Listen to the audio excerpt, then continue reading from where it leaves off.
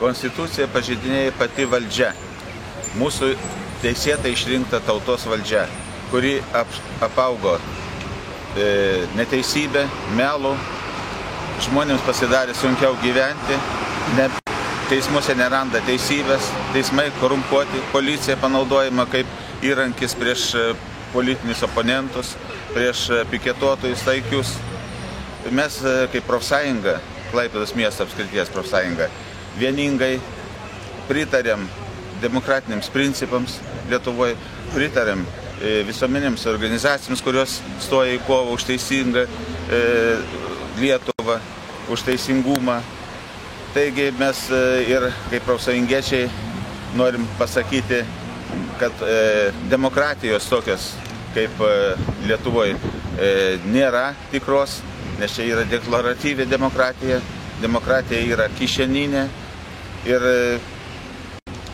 profsąjungos savo ruoštų Amerikoje išgelbėjo demokratiją. Visi tai žino ir auksinėmis raidėmis yra užrašyta. Taigi nors ir neteko daug savo profsąjungiečių, teko galvas paguldyti. Mes pasiryžę iki galo parodyti visuomeniai, pasaulio visuomeniai, kad mes ryžtingai kovosim už piliečių teisės, už darbo žmonių teisės ir nenustosim šito.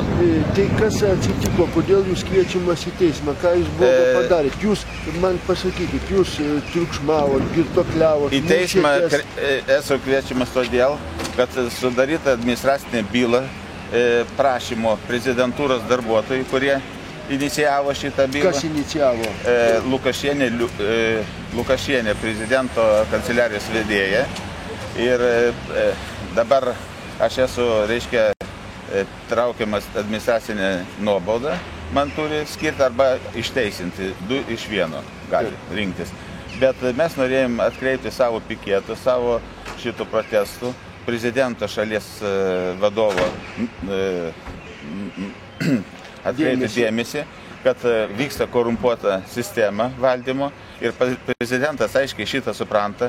Dabar mes matome, kas darosi su generaliniu policijos komisaru, kurį jis globoja, kas darosi su buvusiu VSD, reiškia to Pocium Arvydu direktorium, kad reikia visgi jam duoti kažkokią vietą, kur demokratiniai valstybei kokiai.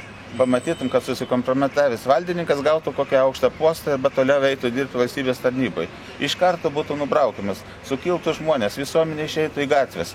Pas mus įsityli, visi matosi, kad lyg tai gerai, jiems dar ir kitą darbą duodama.